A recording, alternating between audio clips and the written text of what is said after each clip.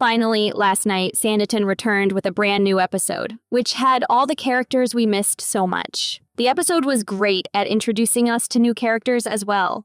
Let's recap and review what happened in the first episode of Sanditon Season 3. The episode starts with Charlotte returning to Sanditon with her new fiancé Ralph, who seems like a sweet guy, but at the same time so different from Charlotte. Throughout the episode, it becomes obvious that he doesn't know what Charlotte wants. He makes a comment about saving Charlotte from being a governess when in reality, Charlotte loved that job and would have continued if it wasn't for Alexander. It's also clear that he and Charlotte are nothing alike. Charlotte is a woman of culture who knows a lot about poetry. At one point, Tom Parker asks Ralph to name a poem's author, but he cannot do so. Of course, this is not something to be ashamed of, but Charlotte knows the poet's name, representing the disparity in their characters. Despite all of this, Ralph is still trying, as we saw him buying the book of that poet as a present to Charlotte. He might have good intentions, but does that make him a good match for Charlotte? We don't think so, and it seems Lady Susan also doesn't. She could see the sadness in Charlotte's eyes. We hope she does something to help Charlotte leave Ralph.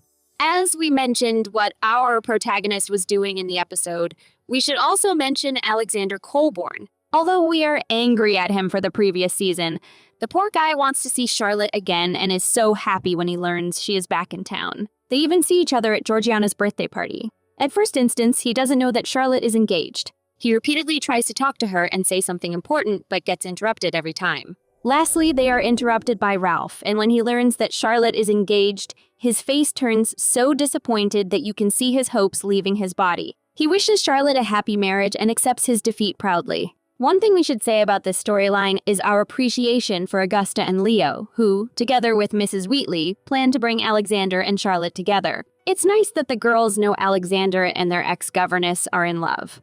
We'll see if their attempts prove successful in the next episodes. As for Georgiana, she acquires her inheritance when she turns 21. She celebrates her birthday with a big party, to which everyone in town is invited. Before the party, she meets Lord Henry Montrose, or maybe we should say the Duke of Buckinghamshire. Henry's mother, Lady Montrose, forces her son to find himself a match, and she sees Georgiana as the proper fit since she is the wealthiest woman in town. But her son is not interested as Georgiana sees him with another man, which means he is probably gay, and that's why they ran from scandals in their previous location. But Georgiana finds a way to use this to her advantage. She asks Henry to accompany her to her party so that her suitors shut up and realize that she is about to be taken.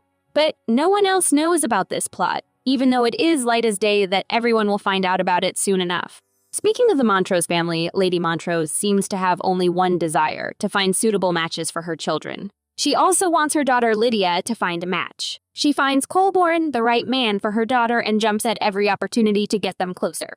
Lydia is witty, which makes us like her a little, but there's also something suspicious about her. Regardless, she is able to talk to Alexander and get herself invited to a ride at the park with him. We don't think this will work in any way, but still, it will prolong what will happen between Charlotte and Alexander. The less exciting storylines of the season included Lady Denim and Raleigh Price.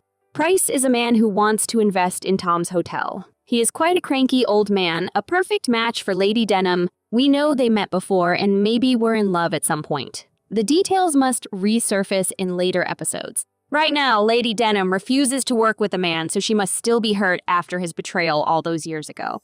Although we do not even want to mention the name of this character, we shall, for Sanditon's sake. Edward is getting all kinds of punishments, including getting hosed by Dr. Fuse and listening to Mr. Hankins' preachings. He acts like he is redeemed. He can fool everyone else but not us. We saw how his face changed when he learned that Augusta had a small inheritance. It looks like she will be his next victim.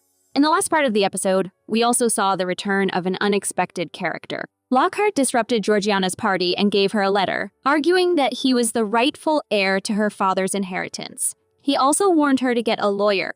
She should do that in the second episode of Sanditon Season 3. Dear viewers, it is now your turn to talk about the episode. Did you like episode 1? What storyline interested you the most? Tell us what you think below in the comments section. Don't forget to like and share this video. Subscribe to our channel for more videos like this. See you soon!